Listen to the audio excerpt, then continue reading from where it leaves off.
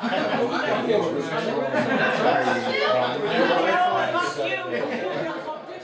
of all, thank you for being here.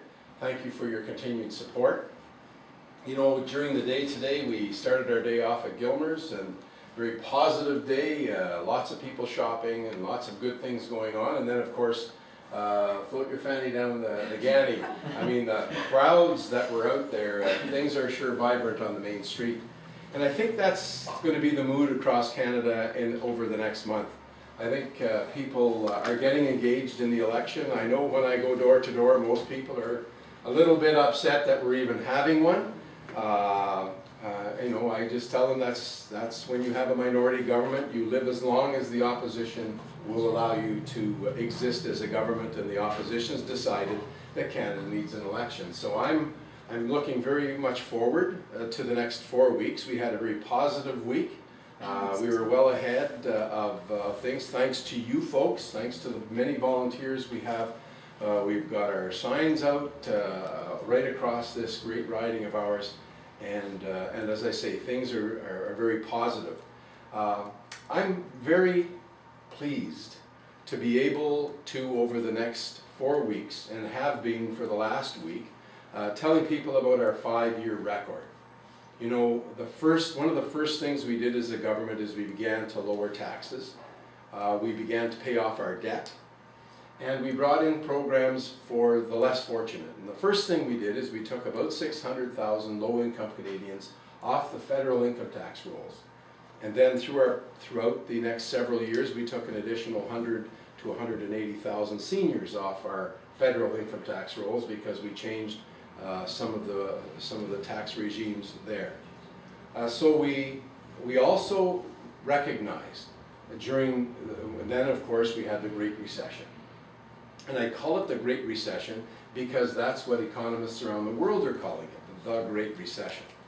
And how did Canada fare through the Great Recession?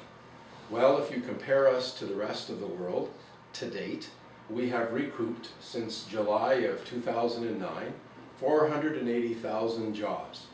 That means that we have recouped all the jobs lost in the Great Recession, and we are on the road to continued, howbeit tenuous growth. And I say tenuous because a lot of our growth is going to depend on the financial health of the rest of the world.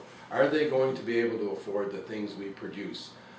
Is there going to be another economic downturn? All the indices indicate that no, we're on the road to recovery. Canada's gross domestic product is increasing and has over the past, our growth rate, I should say, over the past several quarters, I think it's the last 5 quarters, has been roughly 2% to 2.5%. The Economist magazine says that we are well on the road to complete recovery. However, they say the same thing we say, that it's tenuous. So what did our budget that we brought in tell Canadians? Because that's basically our platform. We'll have additional announcements, of course, throughout the election. But those announcements will all be predicated on one thing, that by the year 2015, 2016, we will have paid off our deficit and reduced our deficit to where Canada's in the black. Once we're in the black, we intend to keep looking after our families, which is the bedrock of our country. And we'll look at income sharing for families. We'll look at our seniors and continue on the road to the lowest possible tax rates for individuals and for the job creators. At the same time, we'll be looking at making sure that our young people who are going on to post-secondary education have the support they need, and that was part of the last budget and part of the 2 previous budgets as we move to that knowledge-based economy. There's lots more that we're going to do. You will have over the next several days our track record over 5 years, and we're going to make sure that it's front and center displayed here in all our campaign offices. It's on our website, so if people want to see our track record, it will be there. Now, Northumberland-Quinte West. What has the federal government done through your Member of Parliament for Northumberland-Quinte West? I would say it's historic investment, both in federal development agencies like the FedDev, the $200 million per year, $200 million per year for all of Southern Ontario, the continuation of and increased support of our CFDCs and the Eastern Ontario Development Program. But we've seen historic investments in the federal government's investment, which is, of course, CFB Trenton and the Warkworth Institution. You know, Warkworth Institution in the last election, there was a lot of criticism that the government was going to close it down. Well, the reason that the report, the Sampson report, looked at Warkworth was because of a deteriorating institution, meaning to say that things were happening there, it's like owning a home. Things weren't being repaired as quick as they should be. So what have we done?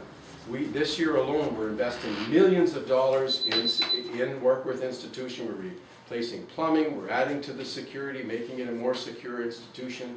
We're looking at replacing doors and windows. There's a plumbing contract that just went out, and a local firm from Coburg got that contract. If you go to CFB Trenton, the hundreds of millions of dollars being invested there, you'll find out that there's businesses right from Port Hope right through to Quinte West and East that have had contracts, and that people from Northumberland-Quinte West are benefiting vis-a-vis employment. Just recently announced contracts there, again, will increase the employment. We're going to invest over the next several years somewhere in the vicinity of $800 million there, and we will follow through on the expansion of the base. We're acquiring more and more land, and we will bring, as we promised, a 600 plus unit into CFB Trenton.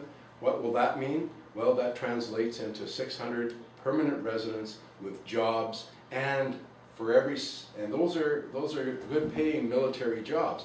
What do those 600 jobs? That means more people in the community will be hired. It'll translate into thousands of more jobs in that area. We have, of course, very soon there will be the official opening of the community center in Coburg, and of course that was as a result of the three levels of government getting together and making a good thing happen during a very difficult time, maintaining and keeping people employed as that was being constructed. And of course all the roads and streets here in Port Hope, of course the combined center where the Parks and Roads Department, we just made the official opening that, my provincial counterpart and the mayor, which is a significant benefit to the community because now more departments are under one roof. There's efficiencies in the effectiveness will result in those employees being more efficient in the things that they're doing for this community. The investments in roads and infrastructure here, the continuation, of course, of the Port Hope Initiative. In addition to that, of course, you saw tremendous investments in waste and fresh water over the last several years here in Port Hope, and that permits, of course, Port Hope to attract businesses so that we can employ people, because as I've always said, and as I think you would agree with me, the best social program is a job. When people are working, they can afford to provide for their families, and we can afford to maintain their health care and take care of those people who through no fault of their own need a helping hand.